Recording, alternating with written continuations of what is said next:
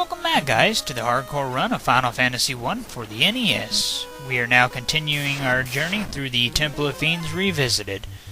We are now on the elemental floors. We're on the earth floor right now.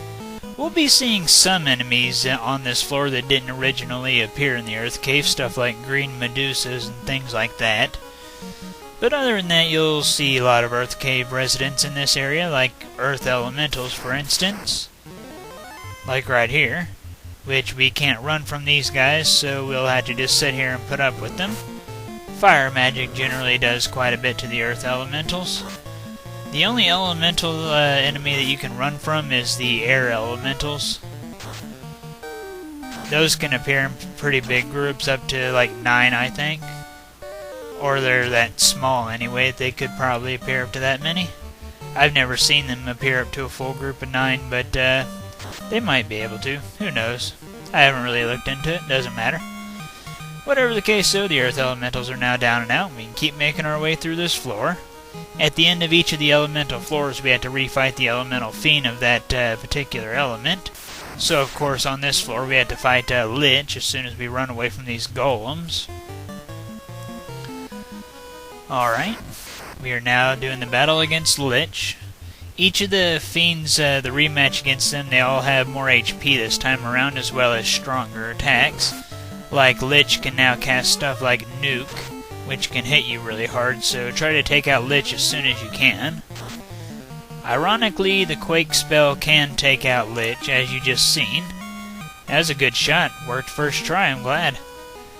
Usually it takes a couple of tries for the Quake spell to actually be effective against Lich, but hey, I'm not complaining. It worked first time first there.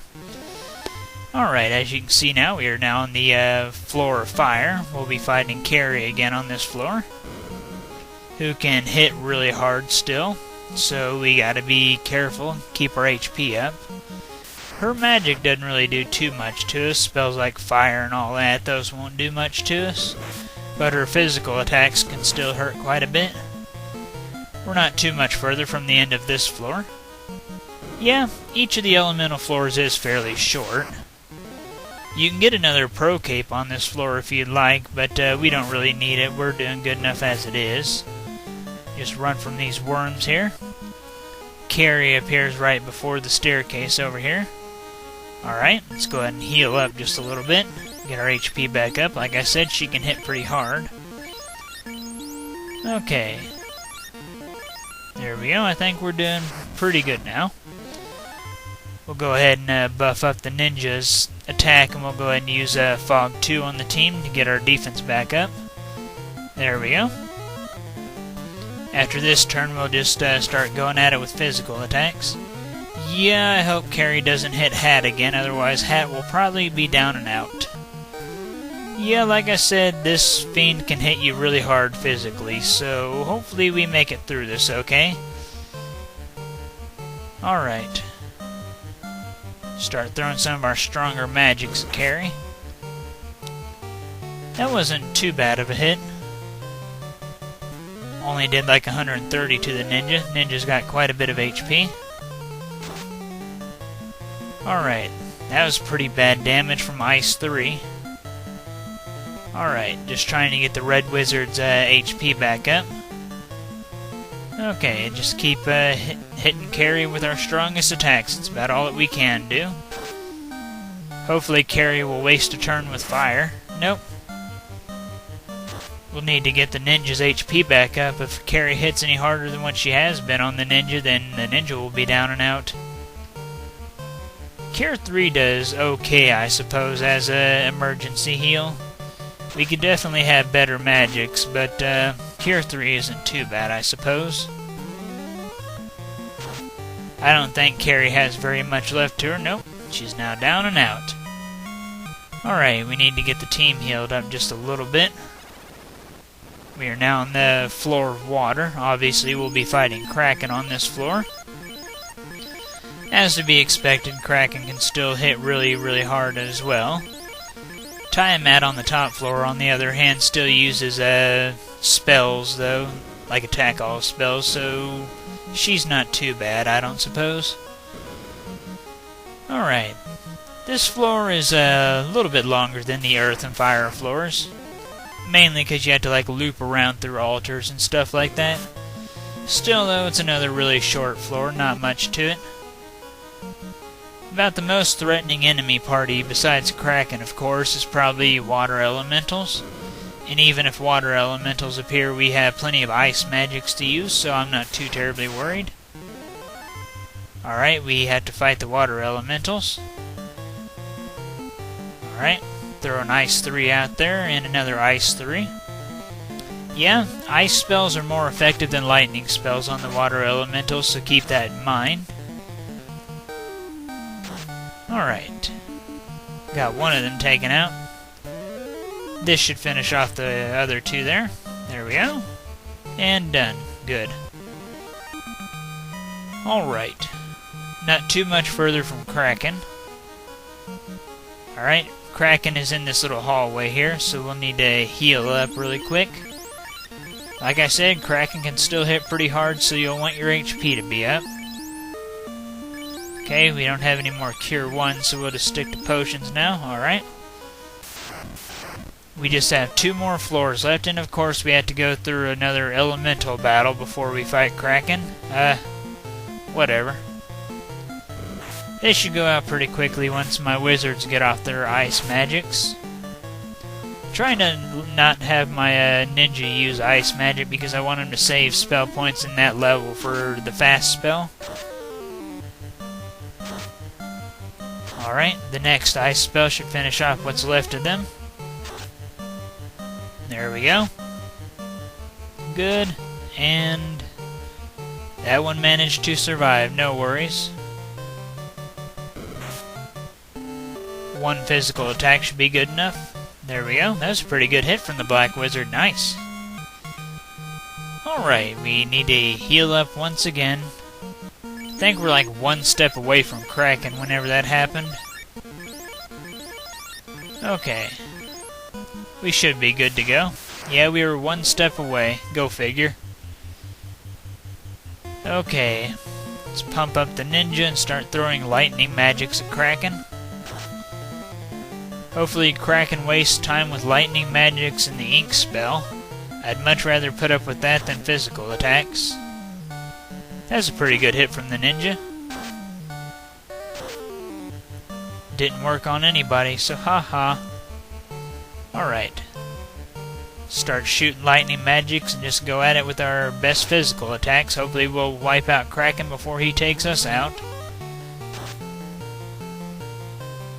Lightning magic isn't doing too bad, I suppose. Kraken's lightning spell is doing really bad.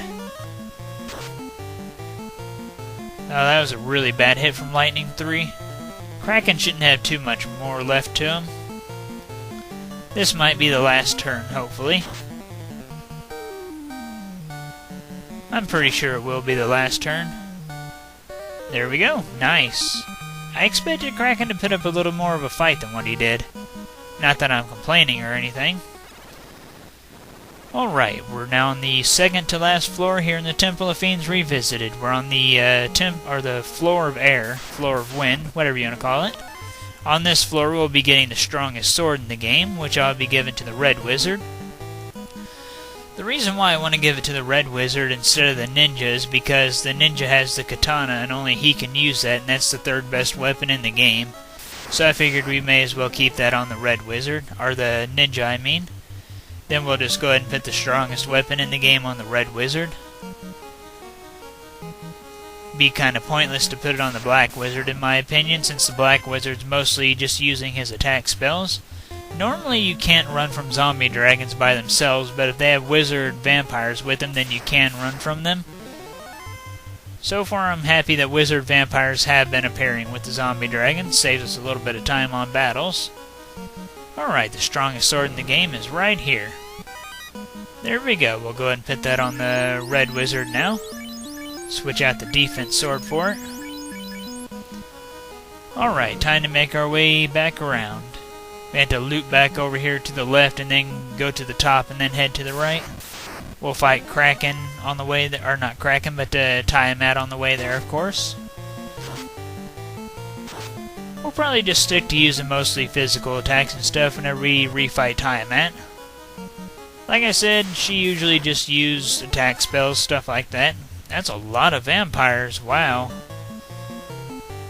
Oh well, nothing too threatening or anything. Managed to get away. We're not too much further from Tiamat. More vampires, led by their wizard vampire. Actually, the wizard vampire is kind of hiding behind the regular one. He's a little coward, I suppose. Alright. Tiamat is just right over here to the right in this little hallway, so we'll need to heal up a little bit before we do that. I'm really liking that wizard vampires are hanging out with the zombie dragons. That's saving us a little bit of time here. Okay. Didn't really need to heal up. We had pretty good HP. Okay, go ahead and throw up a fog too, and we'll start throwing our strong magics here in just a minute after I get the team fully buffed. Actually, I'll probably stick to using the stop spell on Tiamat, because I've read that that is actually pretty effective. I actually rarely use the stop spell, but hey, we may as well give it a little bit of screen time, see what all it can do. Okay, I think that we're ready to start throwing physical attacks out there now. We'll go and throw out a stop, see if that actually does anything for us. Yeah, like I said, Tiamat usually just sticks to elemental spells, nothing too terribly threatening. We should be able to take out Tiamat fairly easily with the katana and the Masamune. Okay. Or however that strongest blade is pronounced, I don't really care. Strange name. Okay. I'm just kind of randomly throwing out third elemental attack spells at Tiamat. Not that it'll really matter because our physical attacks seem to be wiping them out pretty good. 32 damage, that was pretty bad from Lightning 3. There we go. Tiamat is now down and out. Now we just have one more floor left to go through. The next floor doesn't have any enemies on it except for the final boss of the game. Alright, nice. Made it there without any more random encounters. Alright, make it over here to this little corridor. Then we need to heal up, and then the final battle of the game against Chaos can begin. Let's go ahead and heal up now. May as well use all of our potions now. They'll be pretty useless to us in the final battle. Okay. Just get the Black Wizard all healed up. There we go. Do a little bit of talking to Garland here. I like how you can see the little elements in the four corners of this corridor. Pretty neat. Okay, first thing we need to do is buff up the team. Throw up a Fog 2, a couple of Fasts. Then after this we'll be throwing at him our strongest physical attacks and our strongest magical attacks. I'll probably be sticking to Nuke with my Black Wizard. We should be good to go in this battle, hopefully anyway. Yeah, as to be expected, the elemental magics and stuff shouldn't do too terribly much. I hope the team doesn't get too terribly low on health, otherwise we're going to be in trouble if the whole team starts going low on health since we don't have a White Wizard anymore. Cure 3 can only help us out with one person at a time. Alright. Chaos has 2,000 HP total and he knows how to use Cure 4, so this battle could take a while. Unless we get tons and tons and tons of really good hard hits. So hopefully that'll work for us. 5 damage, that's it. Wow. The heal staff doesn't recover much HP each turn, but it can help out, I suppose. Okay. To be honest, I'd rather Chaos just stick to using those elemental spells rather than using his physical attacks or anything. Because that would do less damage overall, I think. Okay, let's just keep going at it with our strongest spells and everything. And attacks, of course. Okay. Nuke isn't doing too bad of damage. I hope that I keep Chaos from getting a Cure 4 off. Like I said, Chaos knows how to use that, and that'll give him all of his HP back. Which is really annoying. That was a pretty good hit. See how much this one does. Not too bad. I'm not sure how much HP Chaos has left. I haven't really been paying much attention to it, and I'm really glad that Slow didn't work on Ninja Hope. Okay. Let's keep at it with all these good hits. Alright, wow, he had less HP left than I thought. I was expecting at least another turn or two. That's good. Find it kind of interesting that the background at the top of the battle screen and everything fades away along with chaos. Kind of interesting. Chaos takes forever to die. Well, this run wasn't too bad. I expected to lose more than just my White Wizard. I'm glad that that's all that we lost. It's kind of a shame that we lost the White Wizard because I really enjoy using the mage classes. Still, though, I am really happy that the Ninja managed to make it through class change and everything because he was a pretty big help to us, had a pretty good defense, provided extra physical attack and more buffing and everything. So the Thief and Ninja wasn't all bad. I'm really glad that he managed to stay with us through it all and everything. I would have rather have not lost any warriors, but hey, I fully expected to lose at least one. I was expecting to lose maybe 2 or 3 from the ice cave alone, but we got really lucky there, and I'm really glad for that. That ice cave just flat out sucks.